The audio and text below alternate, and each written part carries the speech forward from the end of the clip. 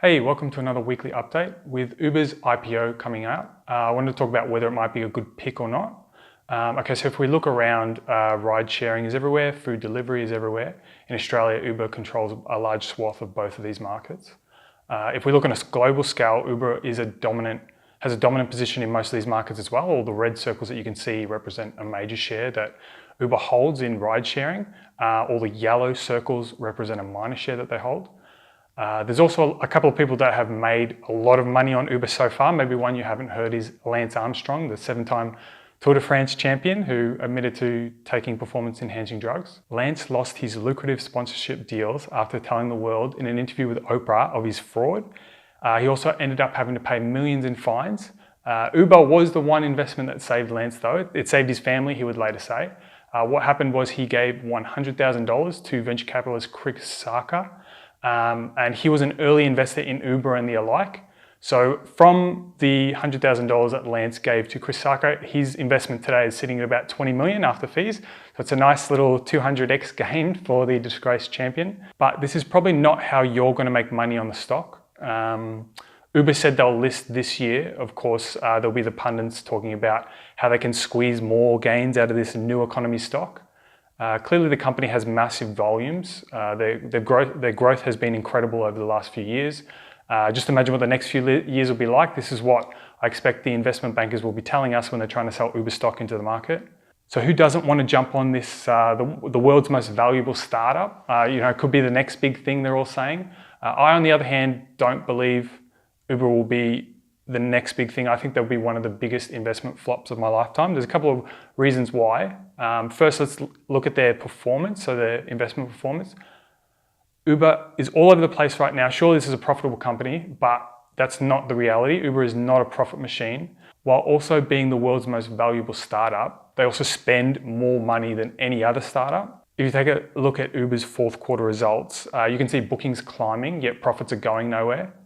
Again, this is because they're spending so much money. Some of this money is going towards new projects like electric scooters or driverless cars. A large chunk of this money is actually going towards subsidizing these rides. So Uber competes with a whole bunch of other competitors like Lyft or Didi over in China, and they would compete with far more if prices were higher. So I've seen figures like $1.15 for each kilometer for an Uber ride. This $1.15 not only has to cover the Uber driver's fees, it has to cover the technology of the app, it also has to cover everyone at headquarters who are coming up with more new ways to spend more money. So you can only stretch this $1.15 so far. The rest has to be paid out of Uber's pocket. Don't expect prices to rise anytime soon. If they do, profits could emerge and then the ride-hailing market could be bombarded with even more competition. So Uber will continue to keep their fares low and pay out the difference out of their own pocket. So I don't believe this stock is a new economy stock. I think it's just another taxi company. And instead of calling up to and paying cash for a taxi, all you're doing is doing it through an app. So doing all this through an app, how valuable is that? Is that valuable when people can just copy that model and roll it out? Is it really worth $120 billion, which a lot of people think it might be? I don't think so, on the other hand. What's worse is how Uber is destroying the supply and demand dynamic of the taxi market. So it used to be that taxis and chauffeur services, they had licenses to pick up people and drive them around. No one else could do this.